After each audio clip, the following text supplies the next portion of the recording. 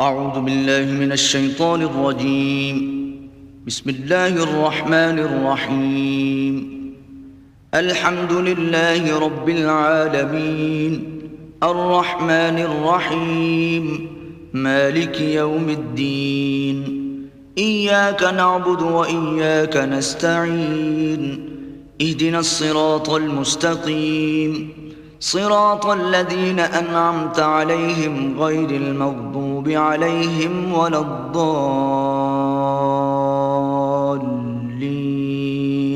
بسم الله الرحمن الرحيم. قل هو الله أحد الله الصمد لم يلد ولم يولد ولم يكن له كفوا أحد. بسم الله الرحمن الرحيم. قل هو الله أحد الله الصمد لم يلد ولم يولد ولم يكن له كفوا أحد. بسم الله الرحمن الرحيم. قل هو الله أحد الله الصمد لم يلد ولم يولد ولم يكن له كفوا أحد. أعوذ بالله من الشيطان الرجيم. بسم الله الرحمن الرحيم.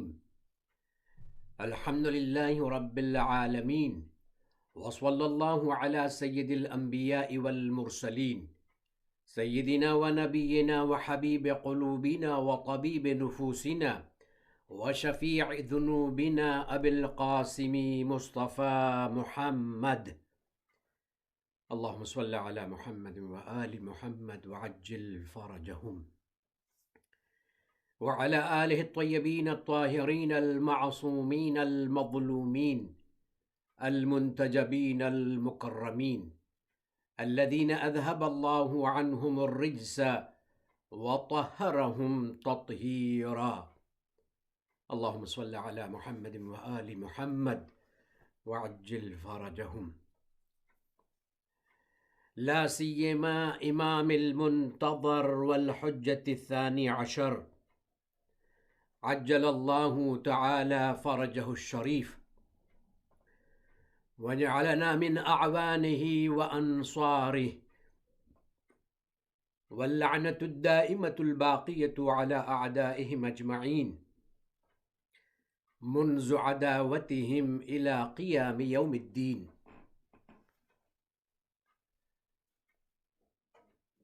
السلام على الحسين وعلى علي بن الحسين وعلى أولاد الحسين وعلى أصحاب الحسين ورحمة الله وبركاته. أما بعد، فقد قال الله الحكيم في كتابه الكريم: بسم الله الرحمن الرحيم. من عمل صالحا من ذكر أو أنثى وهو مؤمن فلنحيينه حياة طيبة. صدق الله العلی العظیم. तमाम मोमिनीन और मोमिनात की हिफाजत और सलामती के लिए, खुसूसन ज़माने के इमाम अलैहिस्सलातु वस्सलाम की सलामती और उनके जल्दी ज़ुहूर के लिए मिलजुल के बावाज़ बुलंद सलावात पढ़ें। अल्लाहुम्मा सल्लि अला मुहम्मद व आलि मुहम्मद वअज्जिल फरजहुम। अल्लाह का शुक्र है कि जिसने हमें ये तौफ़ीक़ अता फ़रमाई कि हम उसकी हम्द सना और उसकी तारीफ़ कर सकें और उसके बताए हुए उसूल और उसके क़वानीन को अपनी ज़िंदगी में जगह दे सकें। इन मजलिसों का जो उन्वान मैंने रखा है, उस उन्वान का नाम है हयात तय्यबा, प्लेजेंट लाइफ। कुरान में जब अल्लाह सुब्हानहू व तआला हयात तय्यबा की बात करता है तो उससे मुराद क्या है, कौन सी ज़िंदगी है, इस प्लेजेंट लाइफ का मतलब क्या है? अल्लाह सुब्हानहु व तआला कुरान करीम में सूरा अन-नहल में आयत नंबर 97 में इरशाद फरमाता है, मन आमिला स्वालिहन मिन ज़करिन औ उन्सा, जो भी नेक अमल करेगा, चाहे वो अमल करने वाला मर्द हो या औरत हो, वहुवा मुअमिनुन, लेकिन उसके लिए शर्त यह है कि नेक अमल करने वाले के दिल में ईमान हो।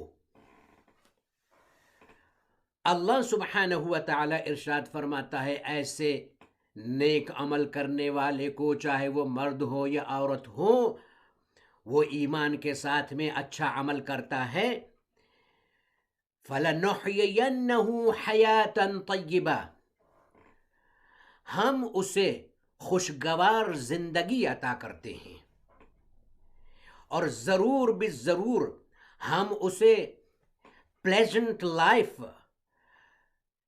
अता करेंगे। यानी इस दुनिया की ज़िंदगी उसके लिए खुशगवार ज़िंदगी होगी, इस दुनिया की लाइफ उसके लिए फुल ऑफ प्लेजर होगी, जॉयफुल होगी। अल्लाह सुब्हानहु व तआला ने जो ये वादा किया है कि हम ऐसे लोगों को फुल ऑफ प्लेजर जो है वो लाइफ देंगे, खुशगवार ज़िंदगी देंगे, खुशियों से भरी हुई ज़िंदगी देंगे, हर एतबार से उनकी ज़िंदगी के अंदर मसरत होगी, तो इसके लिए ज़रूरी है कि पहले ये समझा जाए कि इंसान खुशी कब हासिल करता है, इंसान को खुशी कब मिलती है, इंसान गम का एहसास कब करता है। प्लेजर और सफरिंग ये दो चीज़ें हैं जो इंसान की ज़िंदगी में हमें बारहा दिखाई देती है। कभी इंसान की ज़िंदगी में प्लेजर होता है, कभी इंसान की ज़िंदगी में पेन होता है, सफरिंग होता है, कभी इंसान की ज़िंदगी में मसरत होती है, कभी इंसान की ज़िंदगी में मुसीबत होती है, कभी इंसान खुश होता है और कभी इंसान गमगीन होता है। तो ये गम और खुशी जो है, प्लेजर और सफरिंग जो है, इसको कैसे समझा जाए कि ये क्या है। मैं बहुत ज़्यादा डिटेल में तो नहीं जाऊंगा, लेकिन जो मैं कहना चाहता हूँ, उम्मीद करता हूँ कि मोमिनीन और मोमिनात जो हैं उसे समझ जाएंगे कि मैं क्या कहना चाहता हूँ। हमारे उलमा, मैं खुसूसन मुस्लिम फ़िलोसोफ़र की बात कर रहा हूँ कि जिन्होंने जब इस डेफिनेशन को बयान किया कि खुशी क्या है और गम क्या है, तो उनका सबका ये कहना है कि इसके लिए ज़रूरी है कि इंसान के पास में नॉलेज होनी चाहिए, इंसान के पास में अंडरस्टैंडिंग होनी चाहिए, और इंसान उस प्लेजर को समझता हो, उस प्लेजर को अंडरस्टैंड करता हो, तब इंसान को जो है वो प्लेजर मिलता है, तब इंसान को मसरत मिलती है। अगर इंसान उससे आगाह है, इंसान उससे वाकिफ़ है और इंसान के पास में उसका इल्म है, तब इंसान को खुशी मयस्सर होती है, खुशी हासिल होती है, इंसान जो है उसे प्लेजर मिलता है। और यही बात गम की भी है, सफरिंग की भी है, कि इंसान उसके बारे में आगाह हो, जानता हो, समझता हो। यानी इल्म का होना ज़रूरी है। जो चीज़ प्लेजेंट है, जो चीज़ खुशगवार है, उसके बारे में इल्म का होना कि ये खुशगवार है, इसके अंदर खुशी है, ये इंसान को मालूम होना चाहिए, ये इंसान अंडरस्टैंड करता हो, तब इंसान को खुशी मिलती है। दूसरी बात यह है कि वो जो हकीकत है, उस प्लेजर की जो हकीकत है, उस जॉय की जो हकीकत है, उस मसरत और खुशी की जो हकीकत है, जो रियलिटी है, उससे भी वाकिफ हो। मैं एक मिसाल देने के लिए मिसाल देता हूं समझाने के लिए कि फर्ज करें, फॉर एग्जाम्पल, एक बहुत अच्छा खुशबूदार फूल है जिसकी भीनी भीनी खुशबू है, इतनी ब्यूटीफुल उसकी फ्रेग्रेंस है, इतनी जो है वह प्लेजेंट जो है उसकी फ्रेग्रेंस है। मैं उस फ्लावर के सामने अगर जाऊं, लेकिन मेरी नाक में जो खुशबू सूंघने का सेंस है, इसके अंदर जो सेल पाए जाते हैं, मेरे नाक के सेल जो हैं वो काम नहीं करते हैं, यानी मुझे खुशबू का एहसास नहीं होता है। अगर वो फूल खुशबूदार भी क्यों ना हो, कितना ही फूल खुशबूदार क्यों ना हो, लेकिन अगर मेरी नाक जो है उसकी खुशबू से वाकिफ नहीं है, आगाह नहीं है, अंडरस्टैंड नहीं करती है, इसमें ये सलाहियत नहीं है, तो मुझे उससे वो प्लेजर हासिल नहीं होगा। उस खुशबू से मुझे उस खुशबू से जो है वो मसरत हासिल नहीं होगी। खुशबूदार फूल का होना काफी नहीं है, इंसान का समझदार होना भी जरूरी है। और समझने के साथ साथ जिस जरिए से इंसान समझता है उसका भी सही तौर पर काम करना भी जरूरी है, तब इंसान को जो है वो खुशी मिलती है, वरना इंसान को जो है वो खुशी नहीं मिल सकती है। इसी तरह से हो सकता है कि बहुत सी चीज़ें जो हैं वो इंसान के लिए मुफीद होती हैं, लेकिन वो ऐसी चीज़ होती है कि इंसान उसे इस्तेमाल नहीं कर सकता है। सेहत के लिए तो अच्छी है, हम जैसे ही हमारी सेहत अच्छी हो जाएगी, हमारी उसमें खुशी है, हमको इसमें प्लेजर मिलता है, लेकिन वो शय जो है उसका जायका इतना बिटर है, उसका जायका इतना कड़वा है कि मैं उसे इस्तेमाल नहीं कर सकता हूँ। तो मैं कहना ये चाहता हूँ कि खुशी और गम का जो ताल्लुक़ है वो इंसान के अपने नॉलेज से है, इंसान के अपने इल्म से है, इंसान के अपने अंडरस्टैंडिंग से है। कि जितना इंसान के पास में इल्म होगा उस शय के बारे में जिसमें खुशी है, उस शय के बारे में जिसमें प्लेजर है, उस शय के बारे में जिसमें जॉय है, इंसान उतना ही उससे प्लेजर जो है वो हासिल करेगा। एक बात तो मैं ये बताना चाहता हूं। दूसरी बात यह है कि इंसान अगर आगाह नहीं है तो वो चीज बाइसे मसरत हो या बाइसे गम हो, इंसान उसका एहसास नहीं कर सकता है।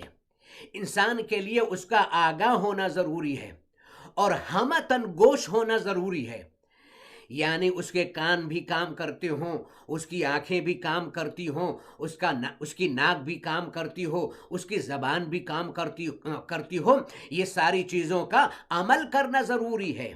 कभी ऐसा होता है कि कान जो हैं वो काम तो करते हैं, लेकिन इंसान जो खुदा सुनाना चाहता है वो सुनता नहीं है, जो खुदा दिखाना चाहता है वो देखता नहीं है, जो खुदा उसे सूंघाना चाहता है वो सूंघता नहीं है, जो खुदा उसे चखाना चाहता है वो चखता नहीं है। तो इसका मतलब क्या है कि इंसान जब ऐसा हो जाता है कि सब कुछ होने के बावजूद भी नावाकिफ है, सब कुछ होने के बावजूद भी गाफिल है, तो जो प्लेजर और जो खुशी इस दुनिया के अंदर है या जो गम है और जो सफरिंग है वो इंसान को हासिल नहीं हो सकती है।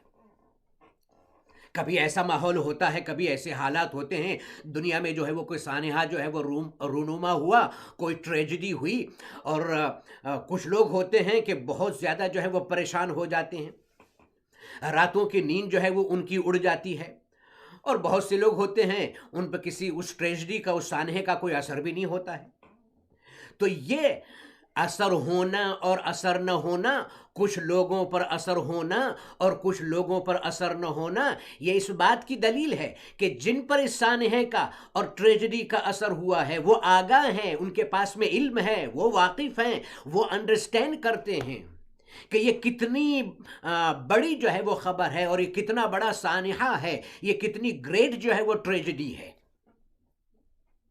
और जिन लोगों के ऊपर उस बात का, उस सानहे का असर कुछ नहीं होता है, क्या मतलब है, यानी उसके बारे में वो किसी तरह की कोई केयर करते ही नहीं है, लापरवाह हैं, वो इल्म उसके बारे में रखना ही नहीं चाहते हैं कि ये कितनी बड़ी ट्रेजिडी है।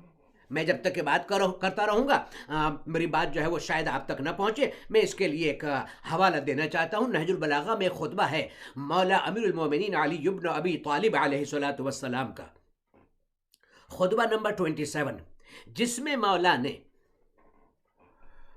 उस वक्त का जिक्र किया है कि जब मौला का दुश्मन खुद इराक में जो है वो फौज लेकर दाखिल हो जाता है। और फिर मौला ने इराक में एक शहर है, आजकल उसका नाम है अंबार, उस ज़माने में भी अंबार ही था। वहाँ पर वो अपनी फ़ौज लेकर दाखिल हो जाता है और उसने जो भी एट्रोसिटीज़ और जो भी मैसिकर वहाँ पर करना होता है वो करते हैं। लूट मार है, कत्ल गारत है, ये सब। मौला ने लोगों को जमा किया और जमा करने के बाद में कहा, मैंने तुम्हें कितनी मर्तबा जिहाद के लिए बुलाया। और मौला फरमाते हैं ये जन्नत के दरवाज़ों में से एक दरवाज़ा है जिहाद, जिसे अल्लाह सुब्हानहू व तआला ने अपने ख़ास औलिया के लिए खोला है। मैं तुम्हें बुलाता हूँ और तुम आते नहीं हो, तुम सुनते नहीं हो, तुम कान नहीं धरते हो। रात में बुलाता हूँ, दिन में बुलाता हूँ। मैंने तुमसे ये भी कहा कि यहाँ पर शहर में बैठे मत रहना, अगर दुश्मन जो है वो यहाँ पर आकर हमला करेगा तो बहुत बड़ी बेइज्जती होगी, लेकिन तुमने सुना नहीं। देखो वो आ गया। और उसके बाद में मौला फरमाते हैं ये लोग जब अंबार में अपनी फौज लेकर दाखिल हुए हैं तो इन्होंने कत्ल गारत किया है, इन्होंने लूट मार की है। यहाँ तक कि मुसलमान औरत और यहूदी औरत, उसके जो जेवरात थे, कानों में बालियां, गले में हार है, ये हाथ का कंगन है, जो भी औरत ने पहने हुए थे वो उन्होंने बाय फोर्स जो है वो उतार लिए। वो सदा देती रही, वो मदद के लिए बुलाती रही, कोई मदद के लिए नहीं गया। उसके बाद में मौला फरमाते हैं, ये मौला कह रहे हैं और सब सुन रहे हैं। वो मौला ने फरमाया इस खबर को सुनने के बाद अगर मुसलमान जो है मर जाए, इस खबर को सुनने के बाद में, तो उस मुसलमान को जो मर गया है इस गम की खबर को सुनने के बाद में, अगर वो मर भी गया है तो उसको जो है वो ब्लेम नहीं किया जाएगा कि वो कैसे मर गया। इतनी बड़ी खबर कि दुश्मन जो है वो दाखिल हो गया और मुसलमान औरत और यहूदी औरत की इस तरह से जो है वो बेइज्जती की गई, उसके जेवरात जो है वो उतार लिए गए और कोई जो है वो फरियाद को सुनने वाला नहीं, कोई मदद करने वाला नहीं। तो मौला ने फरमाया अगर इस खबर को सुनकर कोई इंसान जिसके दिल में, जिसके सीने में इंसानियत का दिल धड़कता है, वो ईमान की शमा रोशन है, अगर वो इस गम की खबर को सुनने के बाद में मर जाता है कि ऐसा हो गया, तो उस मरने वाले को ब्लेम नहीं किया जाएगा। यानी मौला ये कहना चाहते हैं इतना सब कुछ हो गया, तुम पर कुछ असर ही नहीं हुआ। और कुछ लोग ऐसे हैं कि जिनकी रात की नींद जो है वो खराब हो गई कि दुश्मन जो है वो इतना जरी हो गया है, दुश्मन जो है वो इतना ब्रेव हो गया है कि मुसलमान औरत की इज्जत भी नहीं है और यहूदी औरत की भी इज्जत नहीं रही। तो ये क्यों है? कुछ लोगों पर असर हुआ उस खबर का और कुछ लोगों पर असर नहीं हुआ, इसलिए कि वो लोग भी, उनके पास में भी कान थे, वो लोग भी समझते थे, वो लोग भी जानते थे, लेकिन उनके पास में जैसा इल्म होना चाहिए था वैसा इल्म नहीं था। और जिस तरह से उस मैटर को सीरियसली लेना चाहिए था उन्होंने सीरियसली नहीं लिया, इसीलिए उन पर उस बात का कोई असर नहीं हुआ और बहुत से लोगों का उस बात पर बहुत असर हुआ। यानी खुशी और गम जो है इसका ताल्लुक जो है वो हमारी अपनी अंडरस्टैंडिंग से है। इंसान जितना उसके बारे में इल्म रखता है, जितना उसको समझता है, अंडरस्टैंड करता है, जानता है, उतनी ही ज़्यादा उसे खुशी महसूस होती है। और अगर गम की खबर हो तो उसे उतना ही ज़्यादा अफसोस होता है और सदमा होता है। और बात को वाज़े करने के लिए मैं समझाना चाहता हूँ कि जो फिलोसोफर हैं, मुस्लिम फिलोसोफर जो हैं, उन्होंने इस बात को बाकायदा बयान किया है कि गमी और खुशी का जो ताल्लुक़ है वो इंसान के अपने इल्म से है। मसलन खुदा न खास्ता अगर कोई मुझे आन कर ये ख़बर दे कि आपके फ़लाँ जो बहुत ही करीबी हैं उनका एक्सीडेंट हो गया और उस एक्सीडेंट में जो है वो उनकी मौत वाक़ई हो गई, तो जाहिर सी बात है कि इसका असर मुझ पर जो है वो इस तरह से होगा कि मैं गम में डूब जाऊंगा। इसलिए कि मुझे ये इल्म हुआ है कि मेरे जो करीबी हैं उनके साथ में ऐसा सानहा जो है वो वाक़ई हुआ है, रूनुमा हुआ है, और वो इस सानहे की वजह से दुनिया से चल बसे हैं। तो ये इल्म मेरे पास में है। लेकिन हकीकत क्या है? अभी हकीकत का इल्म नहीं है। और उसके बाद में चंद घंटों के बाद में फिर मुझे पता चला कि ये न्यूज़ जो आई थी, ये खबर जो आई थी, ये दुरुस्त नहीं थी, ये गलत थी, ये फेक थी। अब चूंकि रियलिटी कुछ और है, न्यूज़ उसकी कुछ और थी। अब न्यूज़ का इल्म मेरे पास में हो गया, लेकिन जो हकीकत है, रियलिटी है, उसका इल्म मेरे पास में नहीं हुआ। लेकिन अगर रियलिटी नहीं भी थी फिर भी मुझ पर उस खबर का असर तो हुआ है। तो खुशी और गम के लिए ये ज़रूरी है कि इंसान के पास में इल्म हो, इंसान उसे अंडरस्टैंड करता हो, इंसान उसे समझता हो, और उस खुशी की और उस गम की जो रियलिटी है, उसकी जो हकीकत है, उसको भी इंसान समझता हो। तो हमारी ज़िंदगी में जो खुशी है, हमारी ज़िंदगी में जो गम है, उसके लिए ये ज़रूरी है कि हमें उसके बारे में इल्म होना चाहिए। मैं अपनी बात जो है वो शुरू करना चाहता हूँ। इससे पहले कि मैं अपनी गुफ्तगू को आगे बढ़ाऊँ, मैं एक सलावत की रिक्वेस्ट करता हूँ। मिलजुल के सलावत पढ़ें मोहम्मद आले मोहम्मद पर। अल्लाहुम्मा सल्ली अला मुहम्मद व आलि मुहम्मद मुअज्जिल फरजहुम। हम जब प्लेजर की और सफरिंग की बात करते हैं, खुशी की और गम की बात करते हैं, तो हमारे लिए ज़रूरी है कि हम उन हकीकतों को समझें, उन रियलिटीज़ को समझें, और उसके पास में अगर हम उन रियलिटीज़ को, उन हकीकतों को और उस सच्चाई को समझते हैं, उसका इल्म हमारे पास में है, तो हमें अच्छी तरह से प्लेजर भी मिल सकता है, और हम गम से भी जो है वो अच्छी तरह से हम कनार हो सकते हैं। हालांकि इंसान चाहता है कि उसकी ज़िंदगी में सिर्फ खुशी हो और गम न हो, लेकिन दुनिया का मिजाज ऐसा है, हर खुशी जो है वो अपने साथ में गम लेकर आती है। ये जो दुनिया अल्लाह सुब्हानहू व तआला ने खल्क फरमाई है, इस दुनिया का नेचर यही है कि यहां पर एब्सोल्यूट प्लेजर भी नहीं है और यहां पर एब्सोल्यूट गम भी नहीं है, सफरिंग भी नहीं है। यहां पर प्लेजर भी है और यहां पर सफरिंग भी है, यहां पर मसरत भी है और यहां पर मुसीबत भी है। लेकिन कोई चीज जो है उसमें पायदारी नहीं है, हमेशा रहने वाली नहीं है। और जितनी भी चीजें हम देखते हैं ये सब क्या है? ये बहुत मामूली है। इस दुनिया के अंदर अगर मसरत पाई जाती है तो वो कतरे के मानिंद है। इस दुनिया के अंदर अगर मुसीबत पाई जाती है तो वो कतरे के मानिंद है। इस दुनिया के अंदर अगर ब्यूटी पाई जाती है तो वो मसरत, वो जो है एक कतरे के मानिंद है।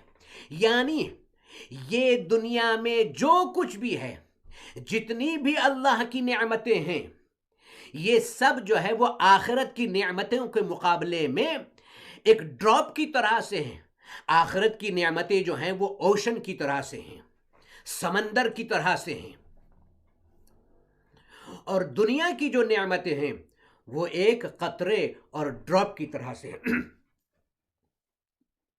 इस दुनिया के अंदर इतनी कैपेसिटी नहीं है, इस दुनिया के अंदर इतनी सलाहियत नहीं है, इस दुनिया में इतना इम्कान नहीं है कि इसमें जो मुकम्मल जिंदगी है वो आ सके, इसमें जो मुकम्मल खुशी है वो आ सके, मुकम्मल मुसीबत जो है वो समा सके। इस दुनिया के अंदर इतनी वुसअत नहीं है, ये दुनिया इतनी वास्ट है ही नहीं। इसीलिए अल्लाह ने जितनी भी चीज़ें रखी हैं वो एक कतरे की तरह से, हालांकि हमको देखने में तो बहुत लगता है कि इस दुनिया में दौलत कितनी है, इस दुनिया में लज्जत कितनी है, इस दुनिया में खुशी कितनी है, इस दुनिया में प्रॉब्लम्स और सफरिंग और मुसीबत कितनी है, हमको देखने में सब कुछ लगता है। लेकिन अगर हम उसको आखिरत के साथ में कंपेयर करें, अगर हम उसको आखिरत के तनासुब में देखते हैं, तो आखिरत जो है वो ओशन है हर चीज का, और दुनिया जो है वो एक ड्रॉप है।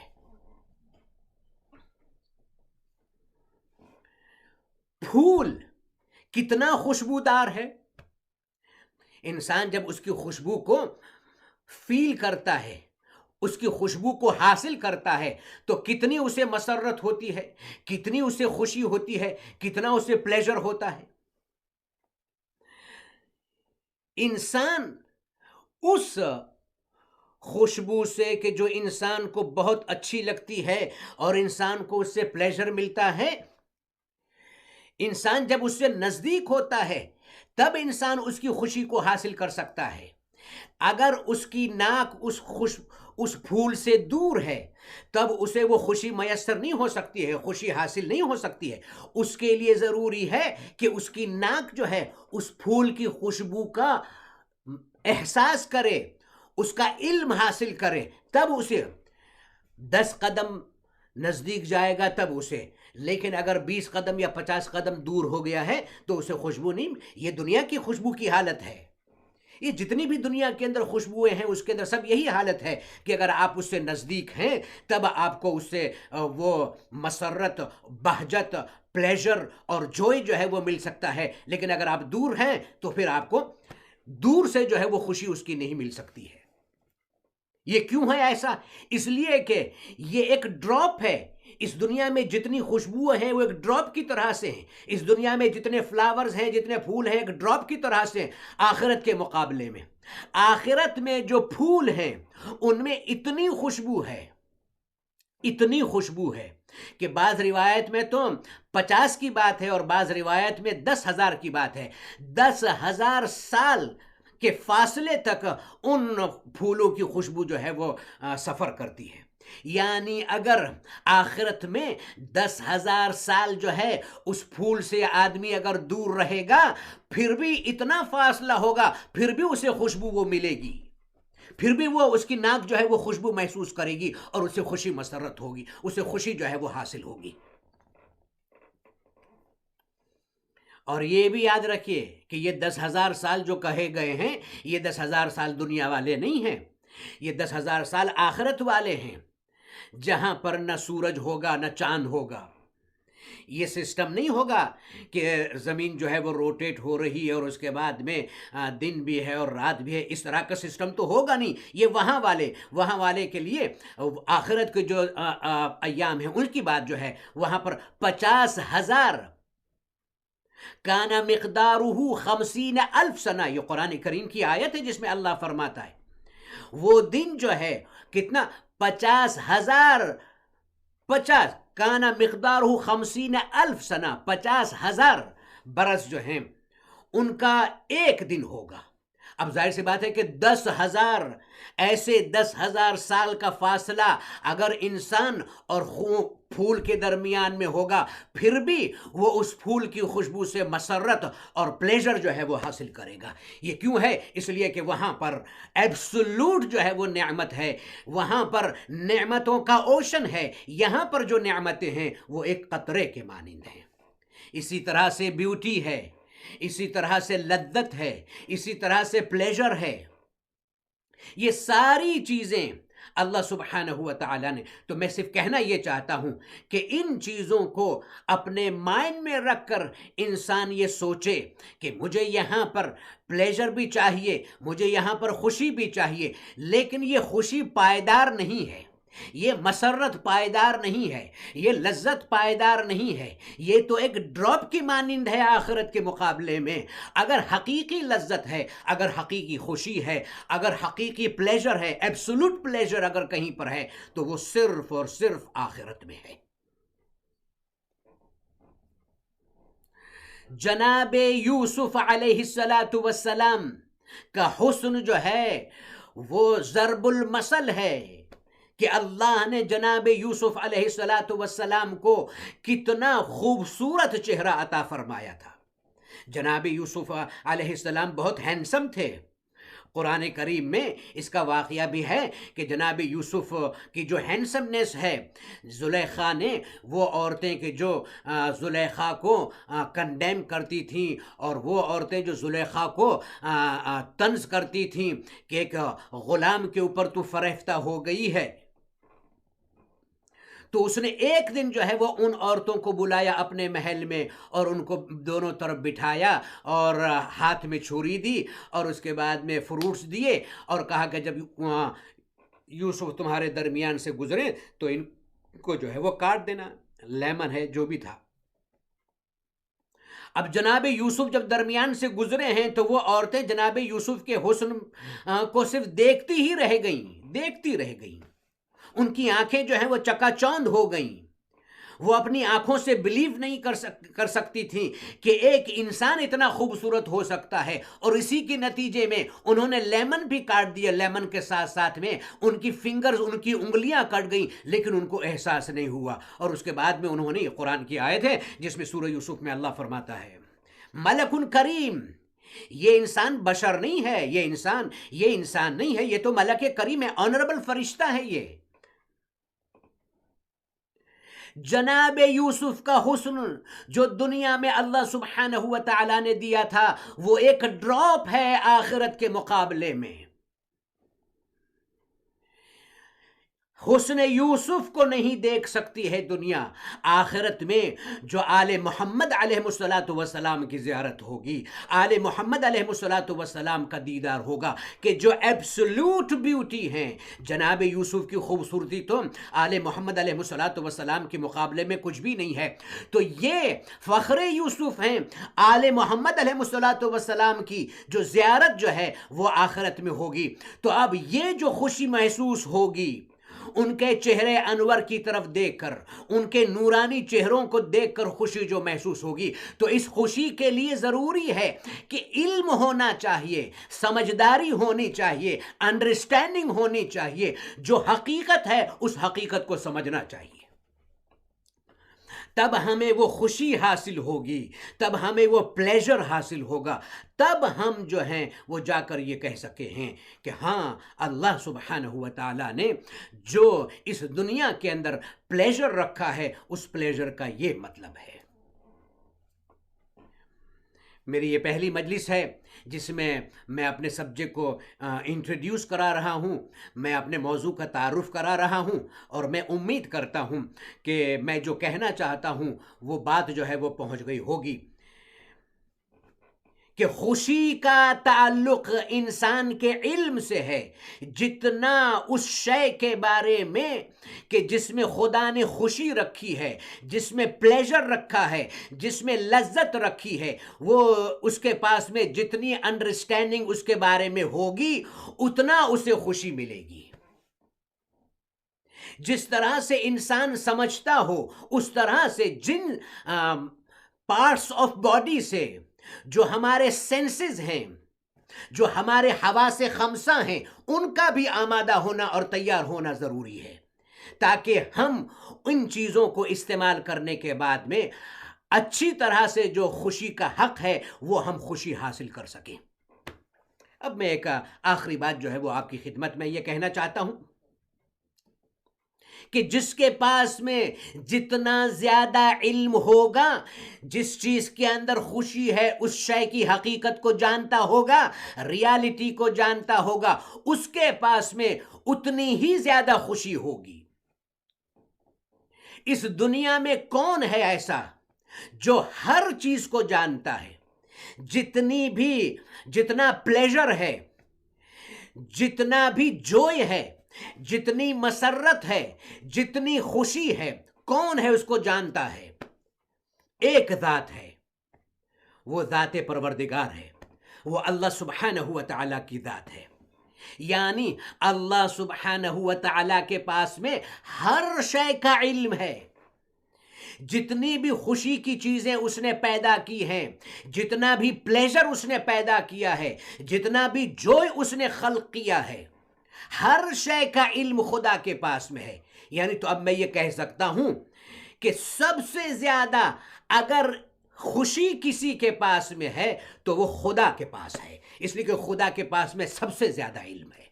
इतना इल्म किसी के पास नहीं है, इसलिए कि खुदा आलिम नहीं है, खुदा अलीम है। जब खुदा के पास में हर शय का इल्म है तो सबसे, अब दूसरे अल्फाज को मैं अल्फाज को बदल कर कह सकता हूं कि जब खुदा के पास में हर शय का इल्म है तो उससे बड़ी कोई खुशी है ही नहीं। यानी क्या मतलब है,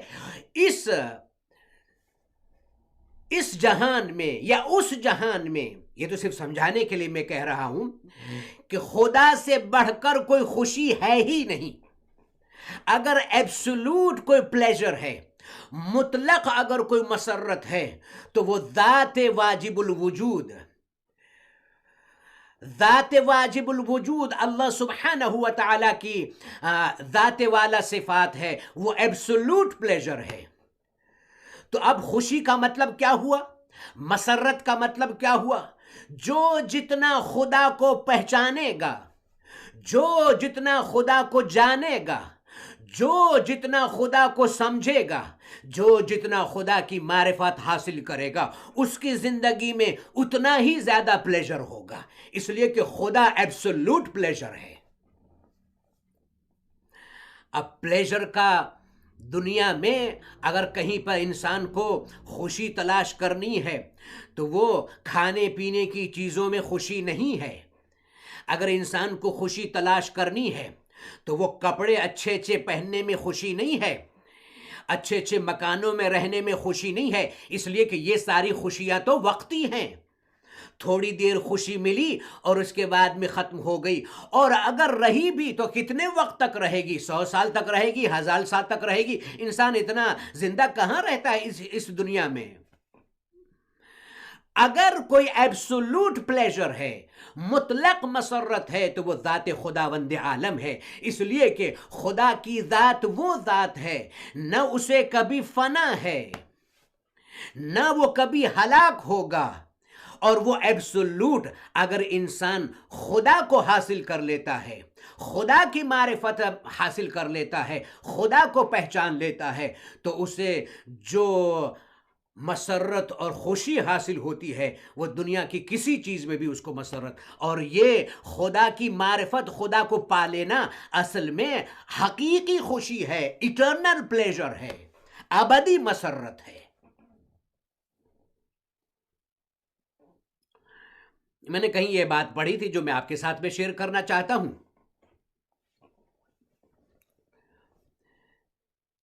काम एक समझने की बात है, इसलिए अब इसका ताल्लुक जो है वो किसी हदीस वगैरह से नहीं है, एक अच्छी बात है, इसलिए मैं आपके साथ में शेयर करना चाहता हूं कि एक बादशाह था, लोगों के ऊपर हुकूमत करता था, उसकी रियाया उसकी बहुत इज्जत करती थी, वो भी अपने रियाया का ख्याल रखता था। लेकिन जाहिर सी बात है कि बादशाह की ज़िंदगी अलग होती है, रियाया की ज़िंदगी अलग होती है, रहन सहन जो है वो लोगों का अलग होता है, बादशाहों का अलग होता है।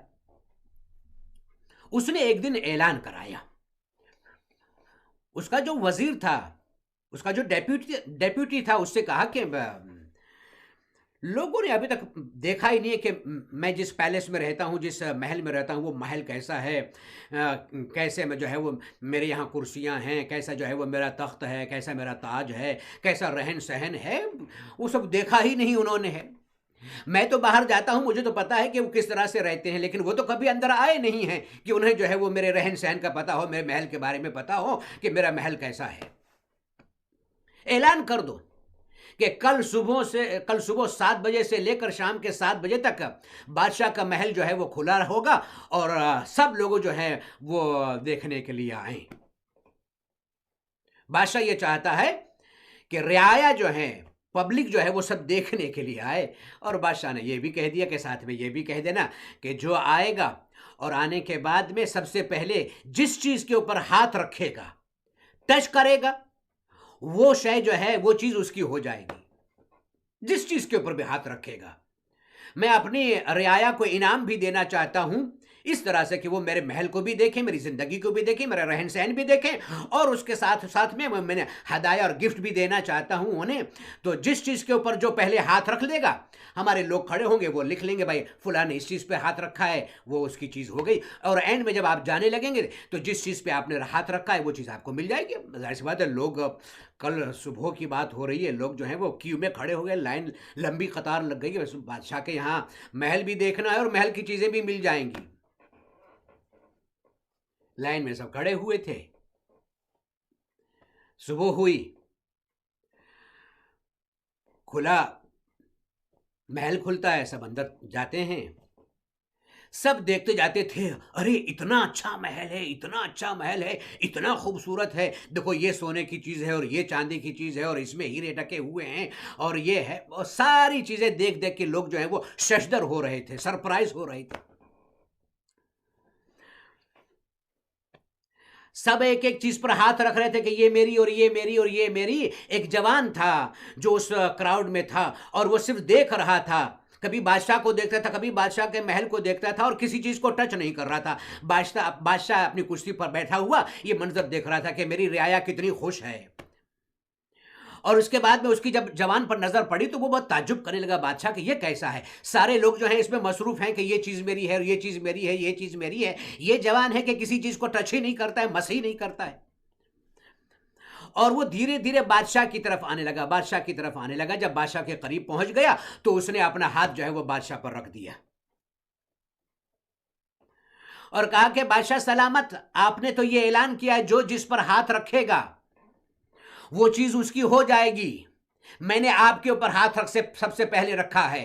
बादशाह ने कहा, बस एक मतलब बादशाह ने ऐलान किया, सब जो है वो हमतन गोश हो गए, सुनने के लिए तैयार हो गए। बादशाह ने कहा कि तुम कैसे लोग हो, तुम मेरे महल में आए हो, मेरे महल को देखते हो, मुझे नहीं देखते हो। मेरे महल की चीजों को तुम चाहते हो कि ये कुर्सी तुम्हारी और ये तख्त तुम्हारा और ये तुम्हारा और ये हमारा और ये उसका। कोई ये नहीं चाहता है, कोई मेरे बारे में नहीं कहता है कि बादशाह हमारा। देखो ये कैसा जवान है, इसने मुझ पर हाथ रखा है, मेरी चीजों पर हाथ नहीं रखा है। और वादे के मुताबिक आज से मैं इस जवान का हो गया हूं। और मैं ये भी बताता हूं तुम्हें कि जब मैं आज से इस जवान का हूं तो जितनी चीजें मुझसे कनेक्टेड हैं वो सब इस जवान की हैं। हमारी भी यही हालत है। जो बादशाहों का बादशाह खुदा है उसने हमें दुनिया में भेजा है। मकान भी चाहिए, गाड़ी भी चाहिए और ये भी चाहिए और ये भी चाहिए और ये भी चाहिए और हेल्थ भी चाहिए और खूबसूरती भी चाहिए, बच्चे भी चाहिए, सब कुछ। हम खुदा से सब कुछ मांगते हैं, हम खुदा से खुदा को नहीं मांगते हैं। हम कभी ये नहीं मांगते हैं कि खुदा बस मैं ये चाहता हूं कि तू मेरा हो जा, बस हम ये चाहते हैं कि दुनिया हमारी हो जाए। और हकीकत ये है कि अगर ये दुनिया हमारी हो भी गई तो ये चीजें जो हैं वो बाकी रहने वाली नहीं हैं। अगर खुदा हमारा हो गया और हम खुदा के हो गए तो फिर हमारे लिए इटर्नल जिंदगी है, इसलिए कि जो कुछ खुदा का है वो फिर इंसान का हो जाएगा। दुनिया भी खुदा की है और आखिरत भी खुदा की है।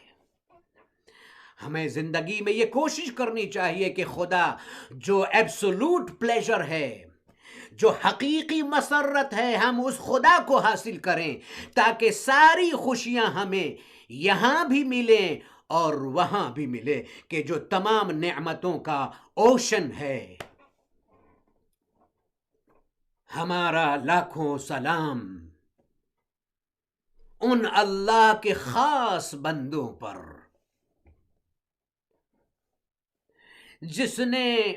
जिन्होंने खुदा को हासिल करने के लिए, यानी खुदा के लिए जो कुछ भी उनके पास में था सब कुर्बान कर दिया।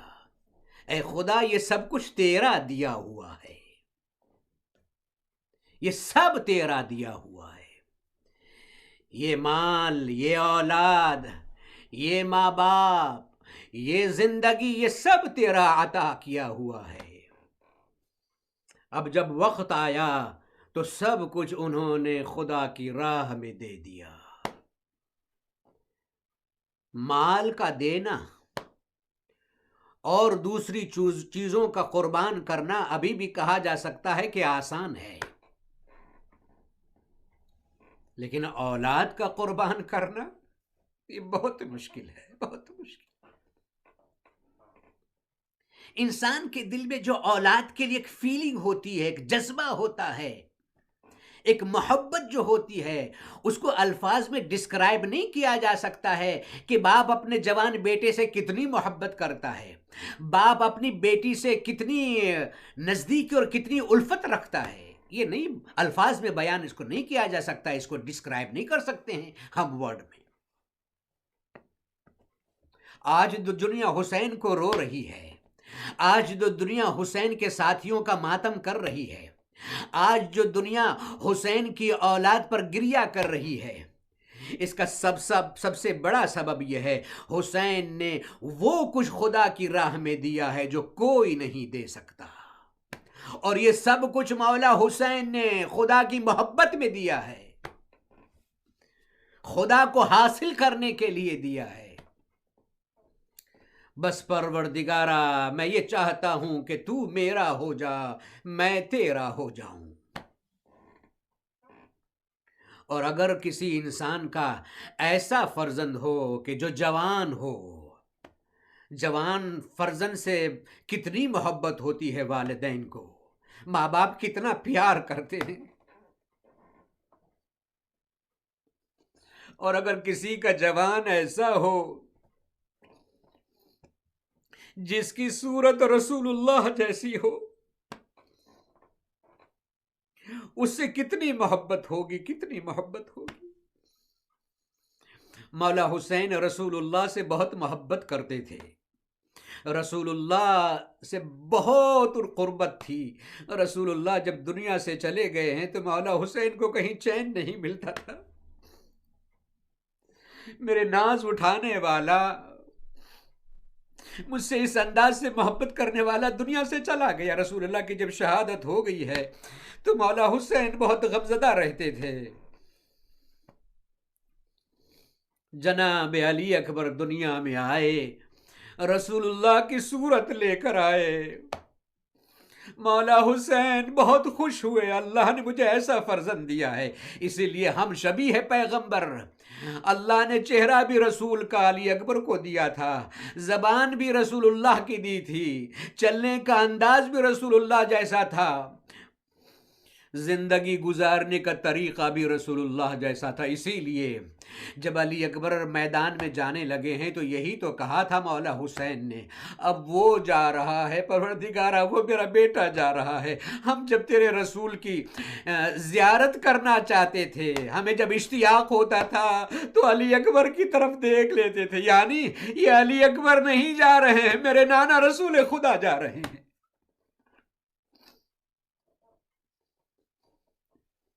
कितनी मोहब्बत। और अगर किसी जवान का बाप हुसैन इब्ने अली जैसा हो तो बाप और बेटे में कितनी मोहब्बत होगी, इसको अल्फाज में बयान नहीं किया जा सकता है। अल्फाज में क्या बयान करें। अरे जिन्होंने भी शहादत के बाद इनको देखा है वो सब तड़पने लगे हैं। अली अकबर क्या थे ये तो हुसैन जानते हैं, या जनाब ज़ैनब जानती हैं, या जनाब अली अकबर की मादर गिरामी उम्मे लैला जानती हैं कि अली अकबर क्या थे।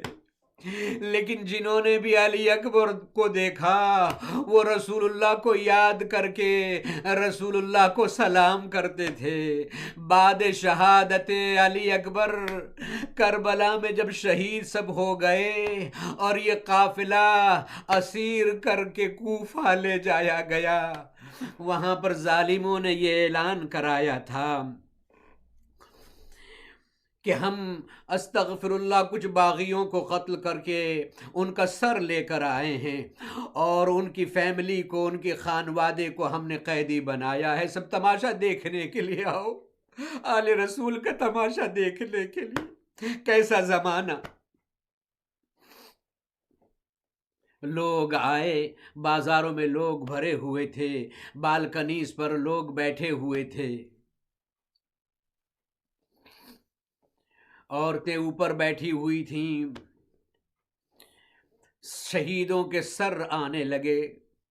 इन कैदियों को, नबी की नवासियों को बेमकनौ चादर इब्न ज़ियाद के दरबार में ले जाने के लिए सब तैयार हैं। औरतें बालकनीज में बैठी हुई हैं, लोग तमाशा देखने के लिए आए हैं। शहीदों के सर आने लगे। इतने में मौला हुसैन का सर आया।